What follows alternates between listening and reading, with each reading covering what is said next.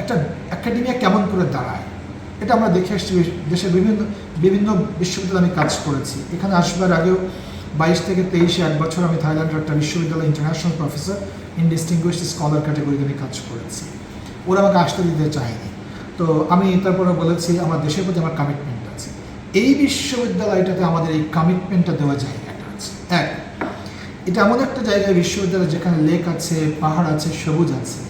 এই তিনটার এত চমৎকার মাখামাখিতে বাংলাদেশে আর কোনো বিশ্ববিদ্যালয়ে গড়ে ওঠেনি। দুই, এখানকার যে টপোগ্রাফি, এই টপোগ্রাফিতে একটা বিশ্ববিদ্যালয়ের লোকেশন ইটসেলফ আ ট্যুরিজম প্লেস। তিন, এই জায়গায় মানুষের গবেষণা করতে আসবার যে ইচ্ছেটা, ওই ইচ্ছেটাকে জাগিয়ে দেওয়ার জন্য এখানকার স্থাপনা, এখানকার নিজেদের অ্যাপ্রোচ, অন্যদের জন্য কপারেশন এক্সটেন্ড করবার যে মোডগুলো, সেগুলো আমাদেরকে শানিত করা প্রয়োজন।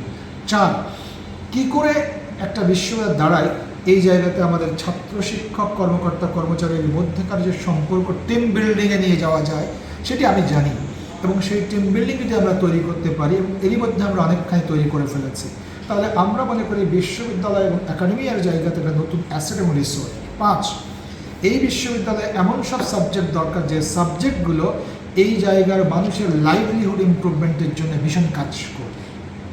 সেটা কি?